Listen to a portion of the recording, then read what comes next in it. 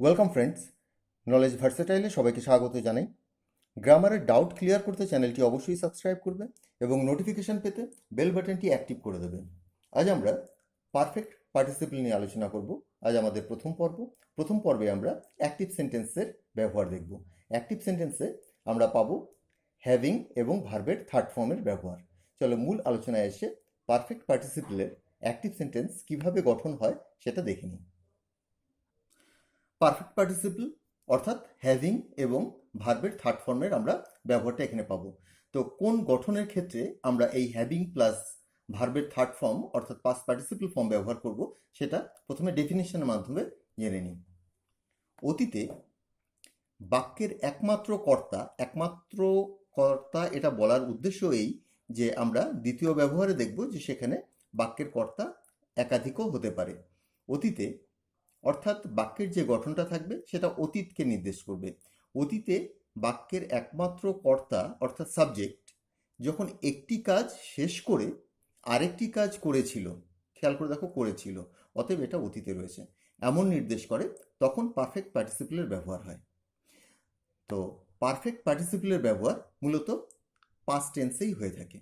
তো বাক্যের কোনো কর্তা যখন অতীতে কোনো একটা কাজ সম্পূর্ণ শেষ করার পর দ্বিতীয় কোনো কাজ করেছিল, এমন বাক্য যখন আমরা গঠন করব তখন বাক্যের শুরুতেই আমরা হ্যাভিং দেব। কনস্ট্রাকশনটায় যে লেখা রয়েছে দেখো, বাক্যের শুরুতেই আমরা হ্যাভিং দেব, তারপর প্রথম যে কাজটা করেছিল সেই ভার্বের থার্ড ফর্ম অর্থাৎ পাস্ট পার্টিসিপল ফর্মটা দেব, তারপর যে কাজটা করেছিল যদি সেরকম কিছু অবজেক্ট থাকে সেটা দেব, বেশিরভাগ ক্ষেত্রেই থাকে কি কাজ করেছিল, তারপর আমরা মূল সেন্টেন্সে চলে আসব। মূল সেন্টেন্স বলতে কর্তা এবার পরবর্তীতে যে কাজটা করেছিল সেটা যে ধরনের টেন্সে থাকবে সেই ধরনের টেন্স অনুযায়ী এখানে ব্যবহার করব। মূলত পাস্ট ইনডেফিনিটেই থাকে, মডেলের ব্যবহারও থাকতে পারে। তো আরেকবার বলে দিই, কোনো কর্তা অতীতে একটি কাজ করে আরেকটি কাজ করেছিল, একটি কাজ শেষ করে আরেকটি কাজ করেছিল।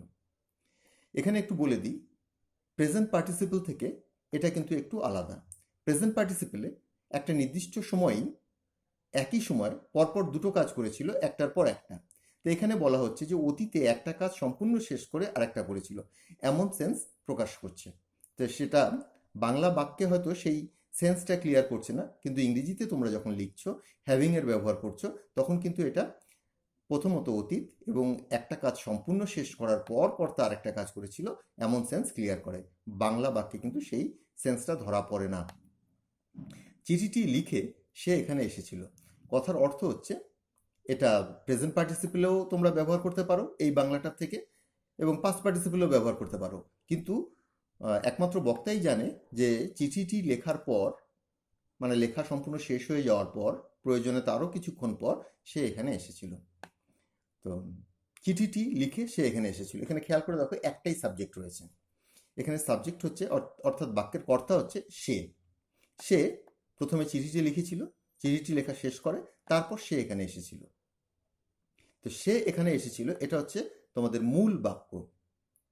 আর এখানে আমাদের পারফেক্ট পার্টিসিপল পার্ট যেটা, সেটা হচ্ছে চিঠিটি লিখে বা চিঠিটি লেখার পর। তো এটাকে আমরা কি করব, চিঠিটি লিখে প্রথমে আমরা হ্যাভিং এর ব্যবহার করব। হ্যাভিং, তারপর ভার্ব কি আছে, লেখা, লেখার থার্ড ফর্ম হচ্ছে লেখার ইংরেজি রাইট, তার থার্ড ফর্ম হচ্ছে রিটেন। আর এখানে অবজেক্ট রয়েছে, কি লিখেছিল, চিঠি।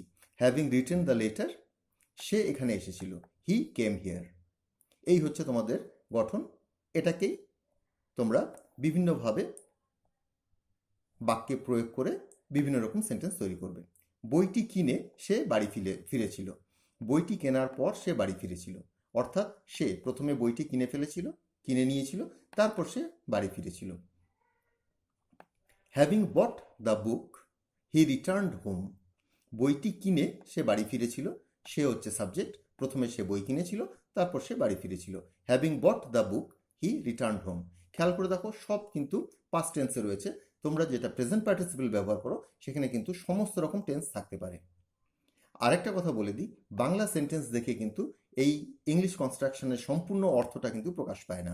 তোমরা প্রেজেন্ট পার্টিসিপলে যেমন ধরো ড্রয়ারটা খুলে সে চাবিটা রেখেছিল, opening the drawer he kept the keys, বা ড্রয়ারটা খুলে সে চাবি রাখে। Opening the drawer he keeps the keys, সেটা হচ্ছে মানে খোলার সাথে সাথে সে চাবি রাখে এমন সেন্স ক্লিয়ার করে সেখানে। কিন্তু যখন তোমার পারফেক্ট পার্টিসিপল থাকে এটা কিন্তু অতীতকে নির্দেশ করে এবং অতীতের একটা কাজ সম্পূর্ণ শেষ হয়ে যাওয়ার পর এবং অনেকটা সময় পরও হতে পারে সে দ্বিতীয় কাজটা করেছিল কর্তা। খাবার রান্না করে মা আমাকে খেতে দিয়েছিল। মা প্রথমে খাবার রান্না করেছিল, তারপর মা আমাকে খেতে দিয়েছিল। হ্যাভিং কুকড ফুড, হ্যাভিং, প্রথমে হ্যাভিং বসালাম, তারপর ভার্ব কি আছে, রান্না করা, ইংরেজি হচ্ছে কুকড, তার থার্ড ফর্ম হচ্ছে কুকড, খাবার ফুড। হ্যাভিং কুকড ফুড, মা আমাকে খেতে দিয়েছিল। Mother served me, mother served me এটা তোমার মূল পার্ট, আর এখানটায় হ্যাভিং কুকড ফুড এটা হচ্ছে পারফেক্ট পার্টিসিপল পার্ট।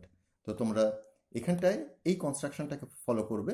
প্রথমে তোমরা হ্যাভিংয়ের ব্যবহার করবে, হ্যাভিংয়ের পর ভার্বের থার্ড ফর্ম অর্থাৎ পাস্ট পার্টিসিপল ফর্ম, তারপর অবজেক্ট যে কাজটা করা হয়েছিল সেটা, তারপর তোমাদের মূল সাবজেক্টে আসবে। এখানে সেন্টেন্স লিখেছি অর্থাৎ মূল সাবজেক্ট আসবে, তারপর সাবজেক্ট অনুযায়ী এখানে বেশিরভাগ পাস্ট ইনডেফিনিট হয়, তারপর ভার্বের সেকেন্ড ফর্ম ও অন্যান্য অংশ, সেটা সেন্টেন্স দেখে তোমরা গঠনটাকে তৈরি করবে। এখানে আমি পরবর্তী পার্টে আরও কিছু এক্সাম্পল দেখে নিচ্ছি। 4 নম্বর এক্সাম্পলটা দেখো, ছবিটি দেখে আমি কিছু বুঝতে পারিনি। এবার সাবজেক্টকে আমি প্রথমে ছবিটা দেখেছিলাম, তারপর আমি কিছু বুঝতে পারিনি। হ্যাভিং সিন দ্য পিকচার, আরেকবার বলে দিই, বাংলা দেখে কিন্তু প্রেজেন্ট পার্টিসিপল এবং পারফেক্ট পার্টিসিপলের মধ্যে পার্থক্য তোমরা করতে পারবে না। ইংরেজিটা দেখেই তোমরা বুঝতে পারবে যে প্রেজেন্ট পার্টিসিপল এবং past participle. Having seen the picture I could not understand anything. Having seen the picture, ছবিটি দেখে, ছবিটি দেখার পর, ছবিটি দেখা শেষ হয়ে যাওয়ার পর আমি কিছু বুঝতে পারিনি। I could not understand anything. তোমার ফোন পেয়ে আমি খুশি হয়েছিলাম। আমি তোমার ফোন পেয়েছিলাম, তারপর আমি খুশি হয়েছিলাম। Having received your call I turned বা আই বিকেম হ্যাপি। এখানে সাবজেক্টকে আমি তোমার ফোন পেয়েছিলাম, তো তারপর আমি খুশি হয়েছিলাম। হ্যাভিং রিসিভড ইয়োর কল, এখানে কি পেয়েছিলাম, তোমার call. Having received your call, প্রথমে হ্যাভিং, তারপর ফোন পাওয়া, সেটাকে আমি রিসিভ অর্থে ব্যবহার করলাম, এবং অবজেক্টে আছে আমাদের ইয়োর কল, তোমার ফোন, তারপর আমি খুশি হয়েছিলাম, I became happy, I turned happy ইত্যাদি ব্যবহার করতে পারো। 6 নম্বর এক্সাম্পলটা দেখো, জল পান করে সে ভালো অনুভব করেছিল। হয়তো সে অনেকটা পথ হাঁটছিল, ক্লান্ত ছিল সে, তো জলপান করার পর তার ভালো লাগছিল। এবার জলপান করে সে ভালো অনুভব করেছিল, এখানে কাজ দুটো, সাবজেক্ট একটা, সাবজেক্ট হচ্ছে সে একটা কাজ প্রথমে করে ফেলেছিল, সেটা হচ্ছে জলপান করা, তারপরে তার অনুভব হয়েছিল, সে করেছিল, সেটা হচ্ছে ভালো। তো দেখো, সে জলপান করেছিল, সে ভালো অনুভব করেছিল। তো প্রথমে আমরা হ্যাভিং দেব, তারপর ভার্বের থার্ড ফর্ম হ্যাভিং, জল পান করা, পান করা, ড্রিঙ্ক, তার থার্ড ফর্ম হচ্ছে drunk. Having drunk water he felt better, সে ভালো অনুভব করেছিল। এখানে ভালো বলতে আরেকটু ভালো অনুভব করা, সেই জন্য এখানে বেটার দিয়েছি। যদি শুধু ভালো হতো তবে এখানে কিন্তু গুডের ব্যবহার হতো না, এখানে হতো হি ফেল্ট ওয়েল। অ্যাডভার্ব যখন ব্যবহার করবে তখন গুডের ব্যবহার করবে না, অ্যাডভার্বের ক্ষেত্রে তোমরা ওয়েলের ব্যবহার করবে। তো হ্যাভিং ড্রাঙ্ক ওয়াটার, জলপান করে সে ভালো অনুভব করেছিল, হি ফেল্ট বেটার। এটা গেল আমাদের প্রথম পর্যায়ে, অর্থাৎ আমাদের পারফেক্ট পার্টিসিপলের পার্ট 1-এর আমাদের প্রথম পর্যায়ে। এখানে আমরা দেখেছি যে কর্তা একজন কিন্তু কাজ দুটো, কর্তা প্রথমে একটা কাজ শেষ করে দ্বিতীয় আরেকটা কাজ করেছিল। এবার আমরা আসছি পরবর্তী পার্টে। পরবর্তী পার্টে দেখো, অতীতে ডেফিনেশনটা পড়ছি। অতীতে প্রথম কর্তা, অর্থাৎ এখানে কিন্তু কর্তা দুজন। এর আগে যে কনস্ট্রাকশনটা পেয়েছিলে এটার কনস্ট্রাকশনও একই, কিন্তু আগে কর্তা ছিল একজন, আগের কনস্ট্রাকশনে আগের গঠনে, এবার কর্তা দুজন কিন্তু কাজও দুটো। অতীতে প্রথম কর্তা, অর্থাৎ কর্তা অর্থাৎ সাবজেক্ট, ডুয়ার অফ অ্যাকশন অর্থাৎ বাক্যের যে কাজ সেটা যে করে তাকে বলে সাবজেক্ট। অতীতে প্রথম কর্তা কোনো কাজ শেষ করার পর দ্বিতীয় কর্তা অর্থাৎ আরও একটা সাবজেক্ট থাকবে কোনো কাজ করেছিল, এমন নির্দেশ করলে পারফেক্ট পার্টিসিপলের ব্যবহার হয়। আরেকবার বলে দিই যে এখানে কিন্তু দুজন সাবজেক্ট এবং কাজও দুটো। প্রথম সাবজেক্ট সে একটা কাজ করেছিল, তারপর দ্বিতীয় সাবজেক্ট আরেকটি কাজ করেছিল, অর্থাৎ প্রথম সাবজেক্ট কাজ করার পর দ্বিতীয় সাবজেক্ট বা দ্বিতীয় কর্তা কাজ করেছিল। এমন যখন তোমার গঠন হবে, হ্যাঁ, যেমন ধরো তুমি আসার পর আমি চিঠিটি লিখেছিলাম, এরকম আর কি, তুমি আসায় আমি চিঠিটি লিখেছিলাম, দুরকম গঠনই হতে পারে। হ্যাঁ, তো সেটা যখন থাকবে তো এবার কিন্তু তুমি প্রথম সাবজেক্টটাকে প্রথমেই দিয়ে দেবে। প্রথম কর্তা যে থাকবে তাকে তুমি প্রথমেই লিখবে, তারপর তুমি হ্যাভিং, তারপর ভার্বের থার্ড ফর্ম, তারপর অবজেক্ট, এবং তারপর তোমার দ্বিতীয় কর্তা, এবং তারপর ভার্ব ও অন্যান্য অংশ। আরেকবার বলে দিই, প্রথম কর্তা তাকে প্রথমে বসাবে, তারপর তোমার হ্যাভিংয়ের ব্যবহার করবে, পাস্ট পার্টিসিপল ফর্ম দেবে, অবজেক্ট, তারপর একটা কমা দেবে, তারপর তোমার দ্বিতীয় কর্তা, এবং বাকি বাক্যটা টেন্স অনুসারে পুরোটাই লিখে দেবে। আমাদের পারফেক্ট পার্টিসিপল পার্ট হচ্ছে প্রথম কর্তা এবং হ্যাভিং, ভার্বের থার্ড ফর্ম, অবজেক্ট, এই পার্টটুকু। আমরা এর আগের অংশে দেখেছিলাম যে এই সাবজেক্টটা ছিল না, সেখানে হ্যাভিং দিয়েই শুরু হয়েছিল, কারণ সেখানে সাবজেক্ট একটাই ছিল। সূর্য ওঠার পরে আমরা যাত্রা শুরু করেছিলাম। এখানটা খেয়াল করে দেখো, সূর্য, এখানে প্রথম কাজ সূর্য ওঠা, সূর্য উঠেছিল আর আমরা যাত্রা শুরু করেছিলাম। এখানে একটা সাবজেক্ট হচ্ছে সূর্য, দ্বিতীয় সাবজেক্ট হচ্ছে আমরা। তো কিভাবে করব? প্রথমে সাবজেক্ট বসাবো, দ্য সান, এবার হ্যাভিং, ভার্বের third form Ryzen, the sun having Ryzen we started our journey. এখানে আমাদের যাত্রা কথাটা লিখিনি বলে এখানে আওয়ারটাকে ব্র্যাকেটে রেখেছি। উই স্টার্টেড আওয়ার জার্নি বা উই স্টার্টেড জার্নি। তো এখানে পার্থক্যটা এটাই যে এখানে দ্য সান একটা সাবজেক্ট, উই একটা সাবজেক্ট। সূর্য উঠেছিল, সূর্য একটা কাজ করেছিল, সেই কাজটি হয়ে যাওয়ার পর আমরা আমাদের কাজটা করেছিলাম, এটাও পাস্টেই আছে। তো আগে কিন্তু এই প্রথম সাবজেক্টের পার্ট যেটা, সেটা আমরা প্রথম পর্বে পাইনি, এই পর্বে এটাই পাচ্ছি। দ্বিতীয় এক্সাম্পলটা দেখো, শিক্ষক আমাকে কলমটি দেবার পর আমি লিখেছিলাম। এখানে এই যে পর কথাটা, এটা না দিয়ে শিক্ষক আমাকে কলমটি দেওয়ায় আমি লিখেছিলাম, এমন সেন্টেন্সও কিন্তু পেয়ে থাকবে। অর্থাৎ আমি আগেই বলেছি যে বাংলা সেন্টেন্স দেখে একদম অ্যাকিউরেট তুমি সেন্সটা পাবে না।